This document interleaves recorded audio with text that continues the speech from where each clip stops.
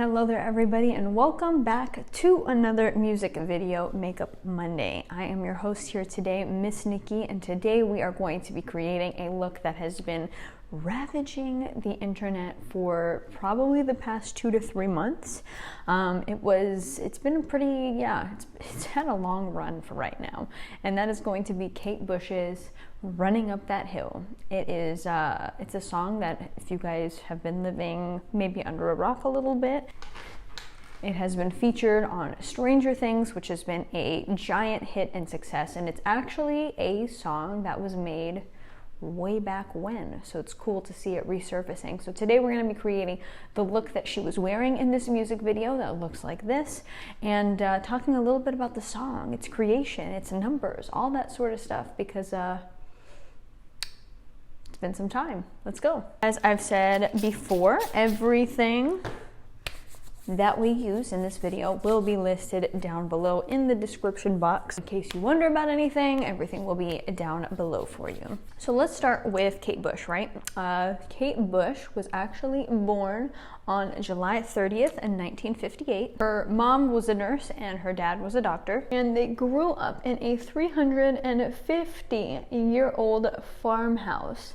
She grew up with older brothers, and yeah, that's kind of the general gist of her childhood. It was said that her parents were kind of amateur artists. Her mom was more so like an Irish dancer, kind of doing her thing at times, and then her dad was an amateur pianist, and then her brothers also kind of did their thing as well. It seems as though her brothers, one was a musical instrument maker.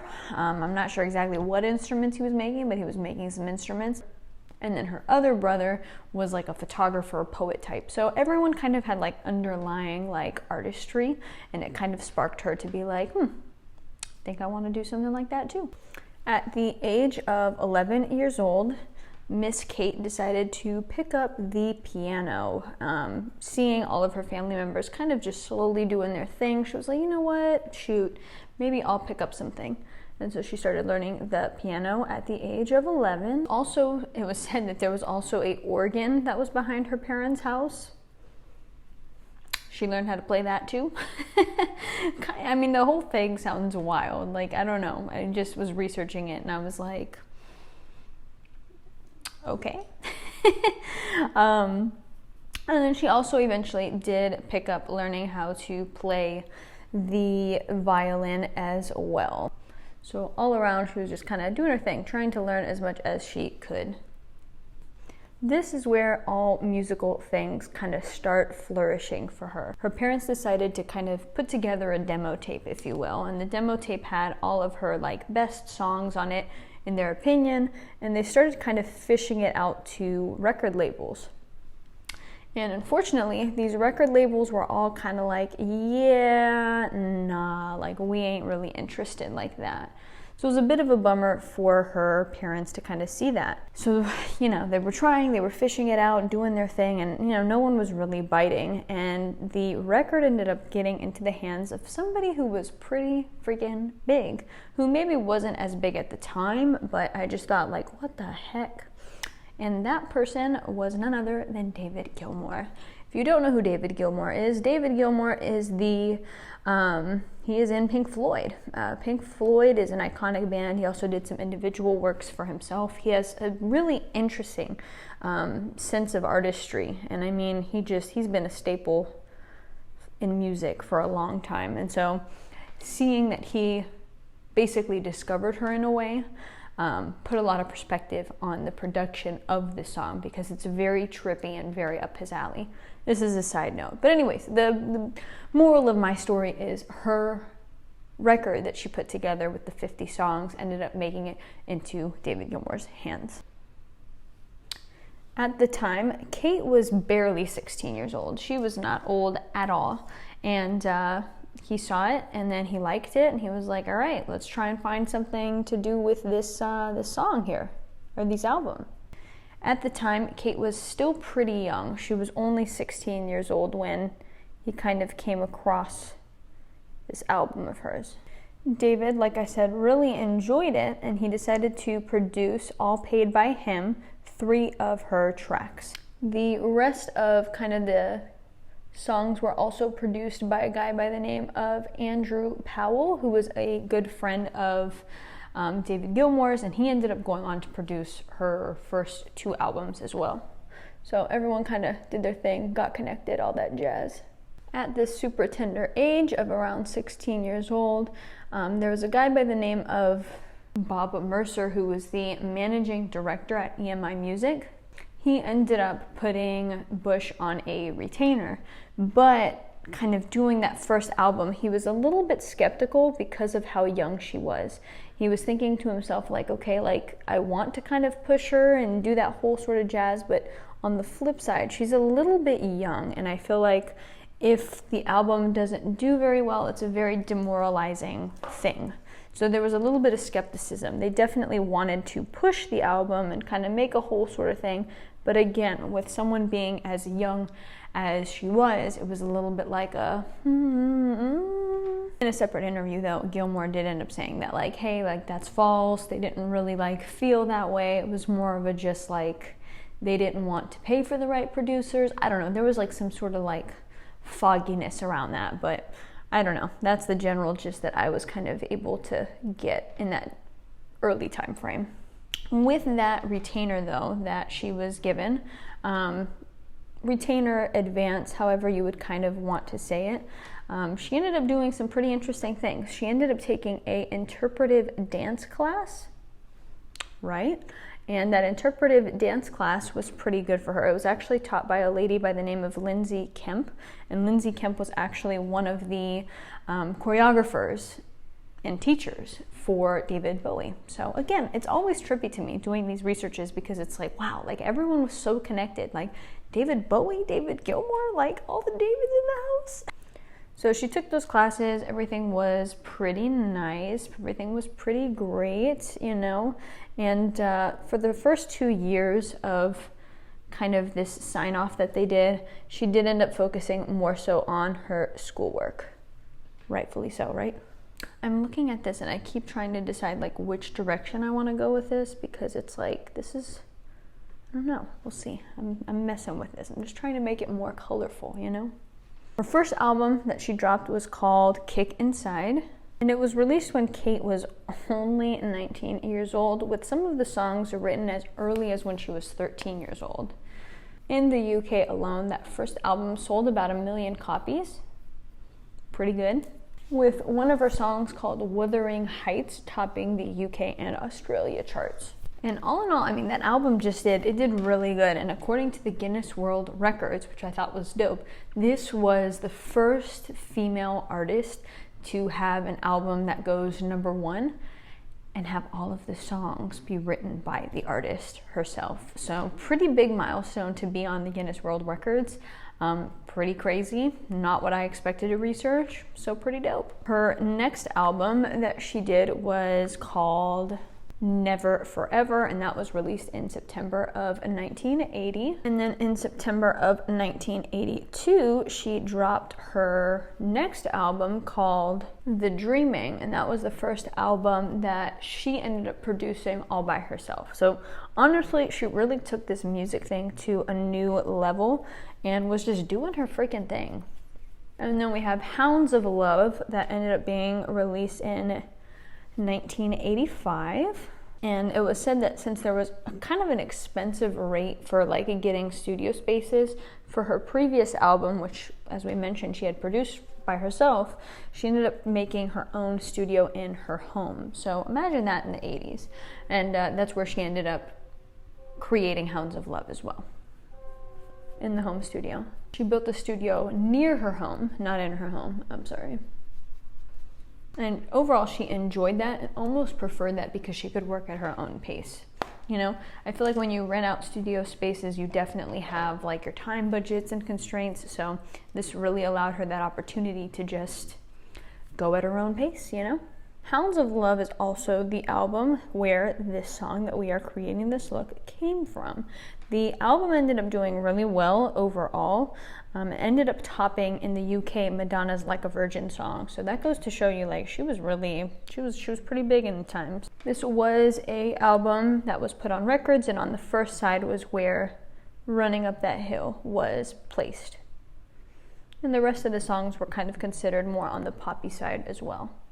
Now, when it comes to the song itself, Running Up That Hill, right? The EMI Records, which is where she was signed, they were a bit kind of like not wanting to release this song and or not call it what she wanted to call it, which was A Deal with God. They were definitely afraid of calling it A Deal with God because they were really kind of nervous to kind of bother the religious groups with it. So they were like, A Deal with God, I don't know if we want to call it like that. So they did end up settling with calling it Running Up That Hill, A Deal with God, but again, it was kind of like, Originally too, it was said that Kate really wanted to make this the lead single, and the record company really wanted to drop this other song called Cloud Busting as their lead single to kind of introduce the album, but Kate ended up being Kate, you know what I'm saying? And she ended up convincing them otherwise, and Running Up That Hill was the lead single off the album. It is funny to see too, there was an interview that she did do, and Kate was saying that apparently like the song has been really taken out of context of what she was meaning it for it to be. She kind of had this idea that basically men and women couldn't really truthfully understand each other unless they switched bodies and kind of could understand what each other's side was kind of going through. And at first she thought it would be like a deal with the devil because you would like flip spaces and it would be like, yeah.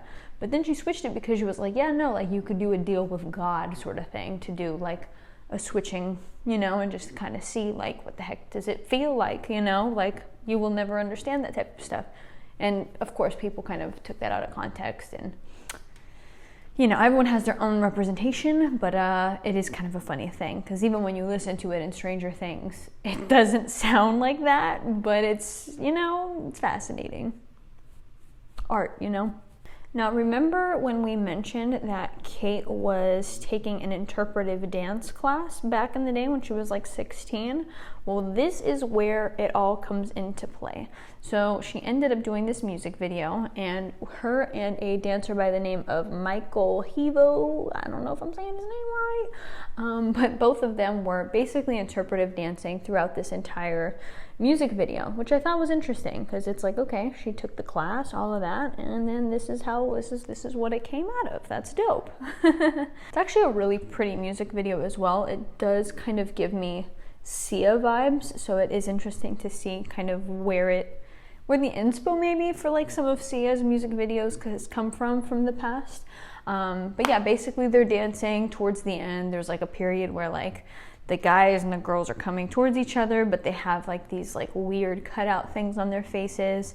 It gives very spacey vibes at the end. It's an interesting music video. It did kind of keep my attention the whole way, so that part is good, I guess, right? Given though too that this music video was kind of weird, you know, especially for that time, doing these like sorts of dances and movements, so on and so forth. It turns out that actually MTV did not want to broadcast this really. MTV, as we've said a few times on this channel, is one of those big platforms where artists could showcase their music and their music videos. And if they didn't want to show it, that was not a good thing. But, you know, kind of true to that time frame, the music videos that were most popular were people singing into the camera, synced sort of vibes with their, you know, artists, or synced vibes with their musicians. It was not something that was like interpretive dance by any means. So for them, it was kind of like, I don't know if I want to drop this. So in that year as well, the song did pretty well, and it ranked number 3 on like the best songs of that year, and ended up kind of resurfacing many years later as well. I don't think it won any awards necessarily, but again, it did get those high rankings and people enjoyed it. The song was featured in the pilot episode for Pose in 2018, and then resurfaced again in 2022 in Stranger Things. It said that after the premiere of Stranger Things, the song had a 9,900% spike in its sales or plays, however they calculate, for Spotify. And on June 11th, 2022, the song ended up topping the Billboard Hot 100 charts. Again, after its release in 1985. It ended up peaking at number 8 on the Billboard Hot 100 charts, which ended up being higher than its original drop in 1985, which was at 30. The following week after the June 11th, the following week it ended up topping the charts at number 4 on the Billboard Hot 100 charts, making it Kate Bush's first single to reach top 5 status in the United States. It also topped the alternative rock charts at number 1. This song and album ended up awarding her a lot of nominations back in the day as well. She was nominated for Best Female Solo Artist, Best Album, Best Single, and Best Producer in 1986. And in 1987, she ended up winning a Brit Award for Best British Female Solo Artist. So all in all, it's been really cool to see. There's a lot of instances like this one where you see an artist kind of have a song, it does pretty well, or maybe doesn't do as well, and then kind of resurfaces 10, 20, 30, 40 years later and becomes a massive, massive, massive success. If I'm not mistaken, which I could be, I believe the Cher song that we had done had a similar sort of thing where it just kind of blew up after being released like 10, 20 years prior. So it's cool to see how these TV shows can really push to get, you know, these artists recognized in a way that maybe they weren't recognized before, or at least recognized from a new audience. I mean, TikTok has been using the song nonstop, Instagram, everybody. The show has been such a huge success and put such a focus on this song that it's literally incredible to see. And I'm sure it's so dope for her, because she is still alive, to see the song reach new heights. So I'm going to try and brush out my hair real quick and put on a quick bang to kind of finish this look and see if we can get this vibe. So I will be right back. And this basically sums up the look. I just went ahead and brushed my hair out to kind of make it a little bit more wild. In this music video, it looks very 80s style, very brushed out, and just, you know, it's not identical because my hair type is definitely different, but it's an interesting vibe. And then I put a little bit of a bang on, it works. But I hope you guys enjoyed this music video Makeup Monday look. I had a fun time doing some of this research and trying to see the bits and pieces of the behind the scenes of it. It was a lot more surprising than I thought it would be, so I think that part is also good as well. But I hope you guys enjoyed it. Thank you guys so much again for tuning in. Let me know in the description box down below who I should do next, and yeah, we'll see you guys in the next video. See ya!